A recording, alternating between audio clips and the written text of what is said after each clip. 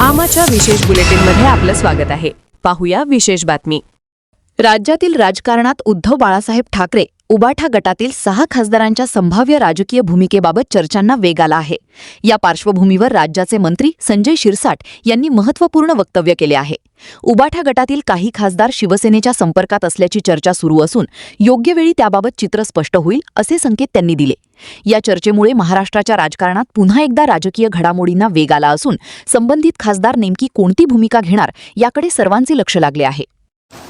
आज आमच्यासाठी आनंदाचा दिवस. शिवसेनेचा 60वा वर्धापन दिन. ज्या शिवसेना प्रमुखांनी एका जिद्दीने महाराष्ट्रातल्या मराठी माणसाला स्वाभिमानाने उभं केलं, तो हा दिवस. मराठी माणसाच्या न्याय हक्कासाठी लढणारी संघटना म्हणून त्याची पायाभरणी आजच्या दिवशी केली गेली.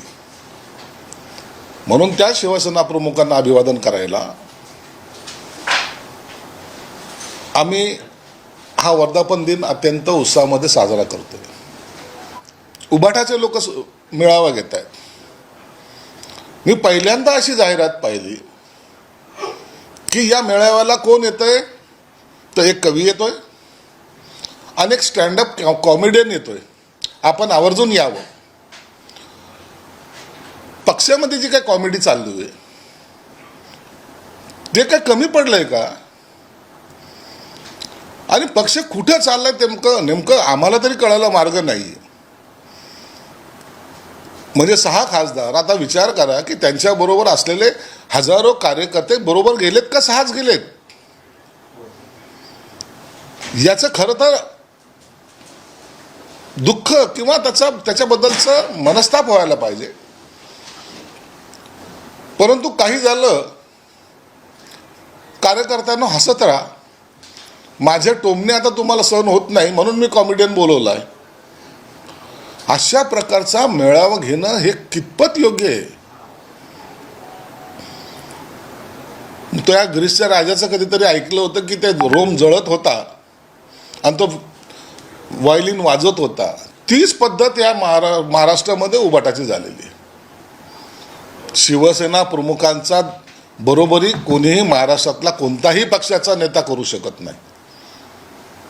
हे स्पष्टपणे तुम्हाला सांगतो. शिवसेना प्रमुखाचा जो दरारा होता तो महाराष्ट्रामध्ये कोणीही कोणत्याही पक्षाच्या नेत्याने निर्माण करू शकला नाही. म्हणून त्यांची बरोबरी करण्याचा प्रश्नच येत नाही. आमचा पक्ष, आम्ही ज्या पद्धतीने आता प्रगती करतोय, ज्या पद्धतीने पुढे जातोय, हा दबदबा नाही तर लोकांचा विश्वासावर जातोय. म्हणून आम्हाला दबदबा निर्माण करण्यापेक्षा लोकांचा विश्वासात संपादन करणं हे महत्त्वाचं वाटतं. अजूनही हे लोक मुंबईत नाही. मंत्रिपद कोणाला द्यायचं यावर वाद सुरू आहे. मंत्रिपद एकाला मिळेल आणि उरलेल्या 5 जणांना 25 कोटी दिले जातील. रात्री डील झाली असं संजय राऊत म्हणतात. संजय राऊतने रात्री जास्त घेतली असावी. त्याला ते सगळं स्वप्नात दिसतं. आता हे असं कधी घडतं का हो? कुणाला मंत्रिपद द्यायचं आहे, कुणाला 25 कोटी द्यायचे आहेत, हे काय याच्या कानात कोणी येऊन सांगतंय का? हा किती मूर्ख माणूस असावा, याची काही लिमिट तरी ठेवायला पाहिजे का नाही? अहो, 6 महिन्यापूर्वी पक्ष फुटणार हे तुम्हाला माहित होतं. तुम्ही झोपा काढत होते, त्याचं काय? आणि म्हणून तुम्हाला आता पक्षाची गरज नाही राहिली. आणि संजय राऊत मुळात त्याने लॉक जे आहे ना, गोदरेजचं लॉक त्याच्या हातातच आहे. तो हा पक्षाला कधी लॉक लावेल ना आणि कधी पळून जाईल सांगता येत नाही. कारण की भविष्यामध्ये आता तो कधीही राज्यसभेचा खासदार सुद्धा होणार नाही. राज्यातलं पोलीस खातं गद्दारांच्या संरक्षणासाठी आहे का? जे येणार आहे त्यांना पोलीस संरक्षण लावलं आहे.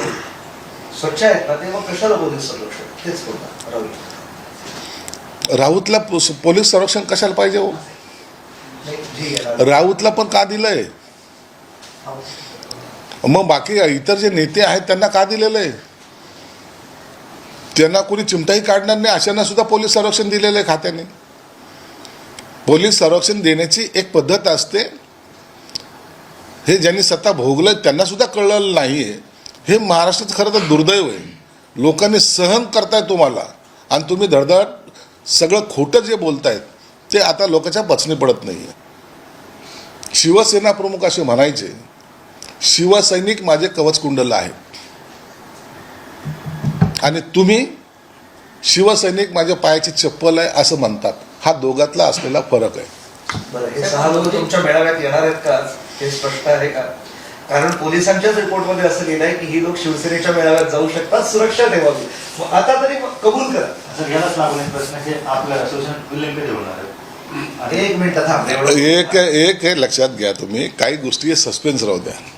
उत्सुकता ही वाढली गेली पाहिजे, उत्सुकता ही ताणली गेली पाहिजे आणि त्याच्यामध्ये योग्य वेळेला कुणाची एंट्री घ्यायची हे एकनाथ शिंदे साहेबांशिवाय दुसरं कोणी करू शकत नाही, हे सगळं महाराष्ट्र जाणतं. हास्य सांगतंय म्हणून तुमचं, हास्य सांगतंय. म्हणून शिंदे साहेबांच्या अधिकारावर कुठेही गदा येऊ देऊ नका, त्यांचा निर्णय त्यांना घेऊ द्या. आमा चॅनलला लाईक करा, बातमीला शेअर करा, सबस्क्राईब फॉलो करायला विसरू नका.